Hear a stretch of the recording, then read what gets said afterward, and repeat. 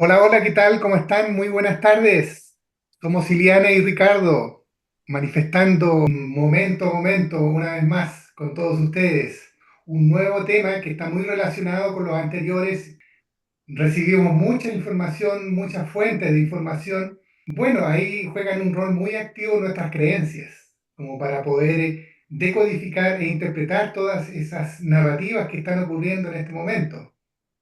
Y bueno, con Iliana acordamos ahí plantear y compartir con ustedes un tema que está relacionado justamente con la manifestación y de esta transición que estamos viviendo. ¿Existe algún héroe? ¿Quién te viene a salvar? ¿Seremos abducidos? ¿Seremos exterminados? ¿Qué va a ocurrir?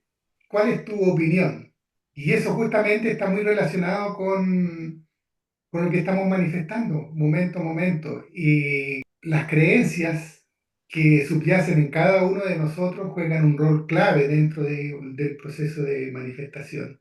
Por ahí pasa, digamos, la respuesta que nosotros podemos encontrar y aprovechar de compartirles también que nuestros talleres ya los tenemos bien organizados, con agenda y que están enfocados justamente a eso, a poder determinar quiénes somos, de dónde venimos y hacia dónde vamos.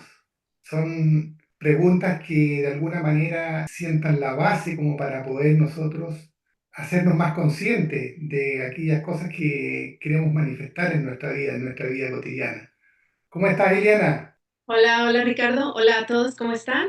Sí, es un tema muy interesante porque pues creo que sobre todo es una de las programaciones fundamentales de la realidad que estamos dejando atrás.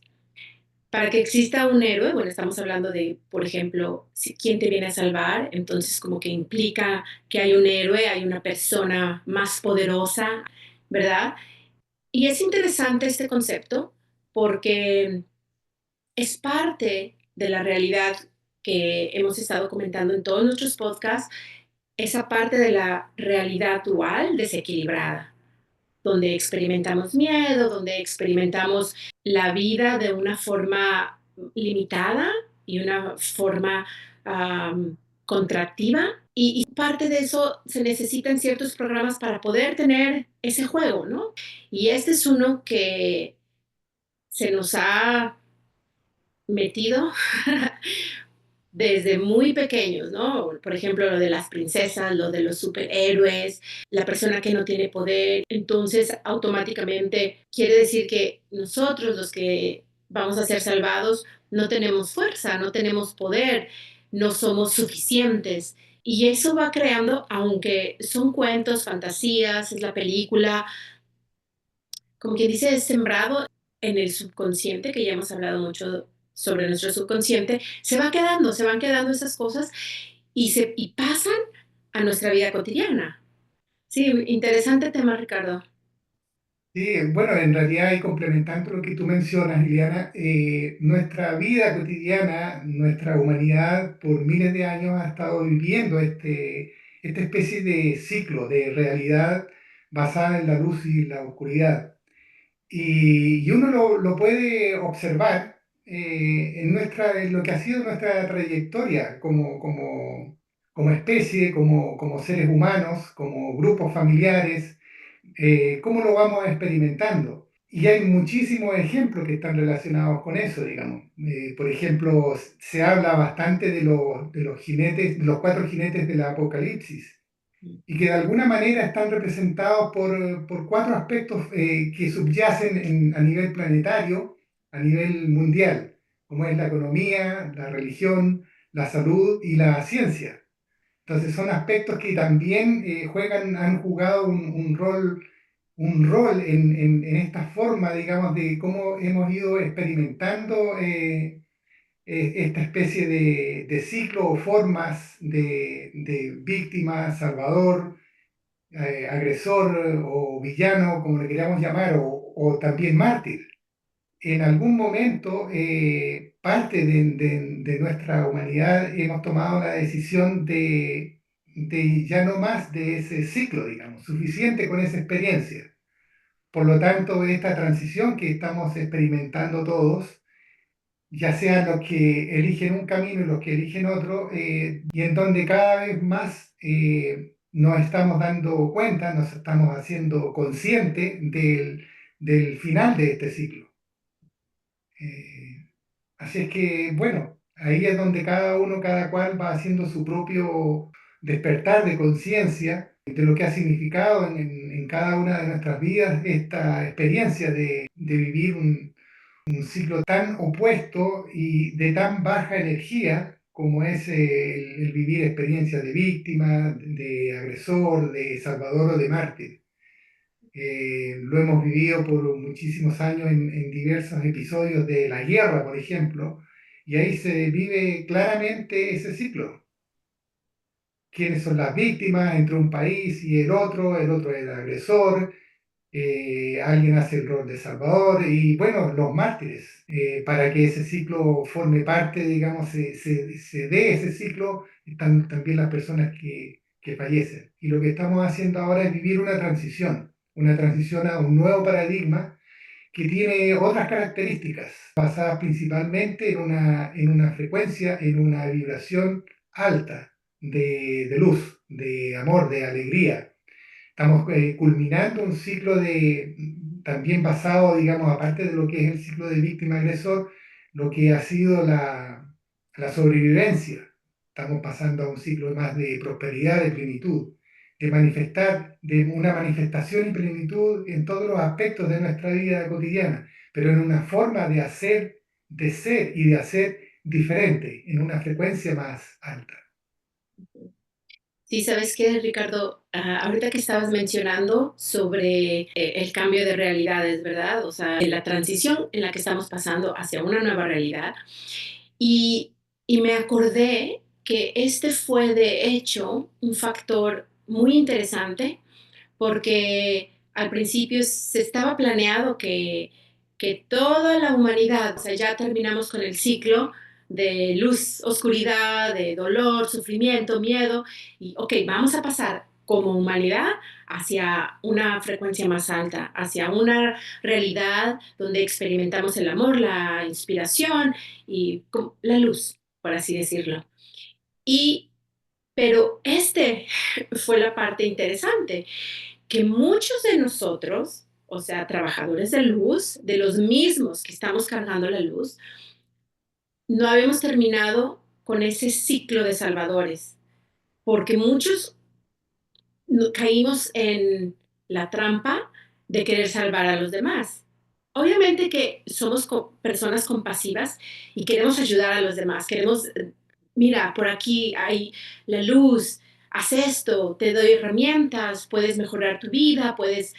Queremos despertar juntos, queremos que todos elevemos nuestra frecuencia, pero hay un número de personas, por ejemplo, los sanadores, no todos, pero puedes caer en que, ok, mi herramienta, mis sesiones hacen que la gente dependa de mí, estoy creando codependencia o realmente les estoy ayudando y les estoy enseñando a empoderarse. Realmente estoy apoyándoles a que eleven su vibración o yo tengo el poder, tú no lo tienes. Como darnos cuenta en esas pequeñas, son muy sutiles, pero son programaciones muy arraigadas en nosotros que podemos confundir con esa parte de la compasión y ser seres de luz y caer en lo de Salvador.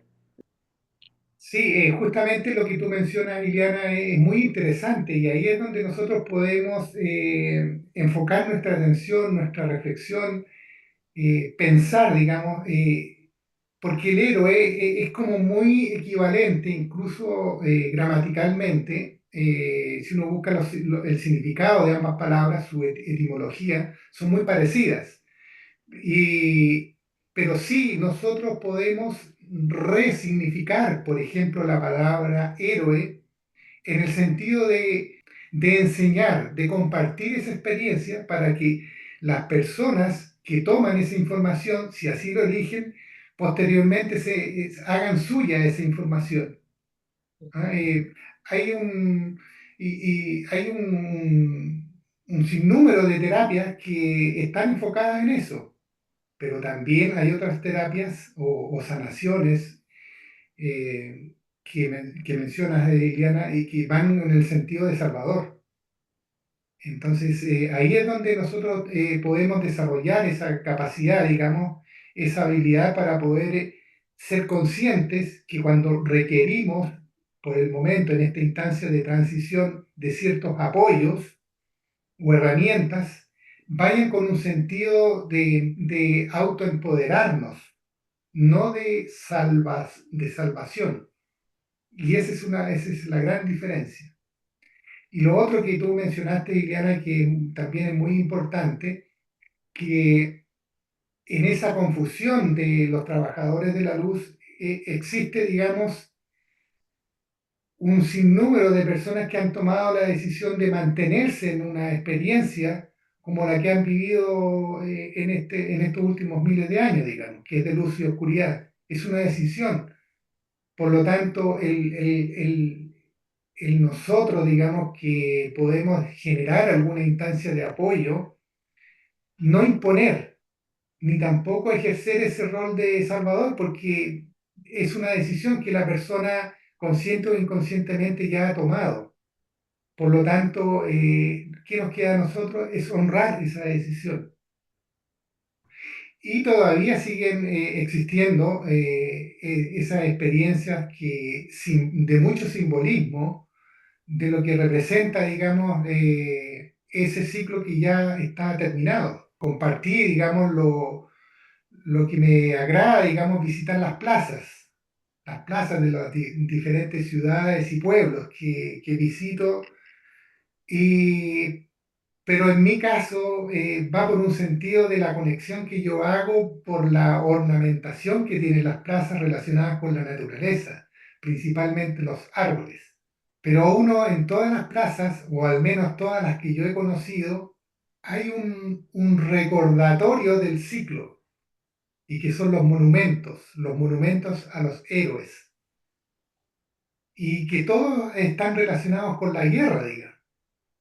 Entonces, de alguna manera, está ese mensaje subliminal que, como mencionaba Iliana, aplica ahí en nuestro subconsciente y que nos recuerda ese ciclo. Entonces, en la medida que nosotros nos vamos haciendo conscientes de realidades como esa, por ejemplo,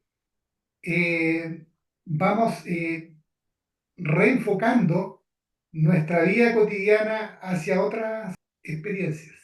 Y ahí es donde uno tiene el libre albedrío y la elección, qué es lo que uno quiere. Porque tenemos el poder de tomar decisiones, de reenfocar, de replantear nuestros propósitos de vida. Tocaste un punto muy interesante.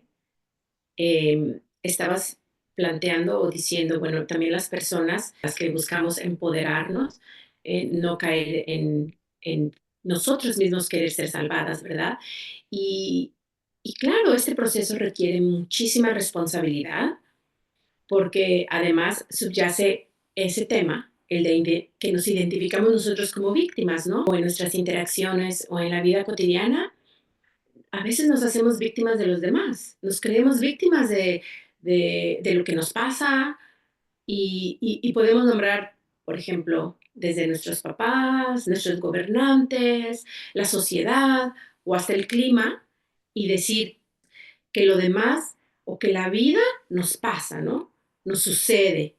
Entonces, ese nivel de responsabilidad radica en cada uno de nosotros, en buscar las herramientas y buscar las comunidades, las personas con las que están buscando lo mismo que nosotros estamos buscando, o sea, ese empoderamiento activo de crear esa realidad, que no damos nuestro poder.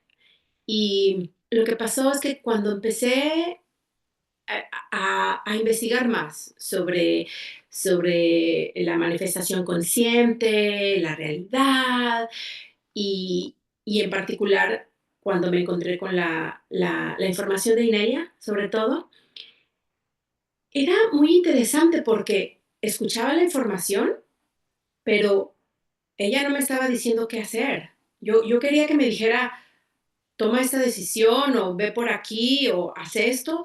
Simplemente ella exponía la información, decía, esto es lo que, así, de esta forma funcionan las cosas. Y esto está pasando aquí y esto pasa. Pero al final yo decía, bueno, pero ¿y qué tengo que hacer? Y no se trataba de eso, ¿verdad? Era porque yo estaba indoctrinada en que estaba acostumbrada a que alguien me dijera, ok, esa es la realidad, ahora vamos juntos por aquí o vamos a, no sé, una iniciativa. Y me di cuenta que esa indoctrinación era de, o sea, ¿a quién le había dado mi poder? ¿A quién le damos la autoridad? O sea, por ejemplo, es muy común a nuestro gobierno.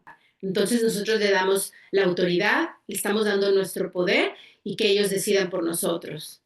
O a los maestros, o en la medicina. ¿A quién nosotros estamos dando nuestro poder a?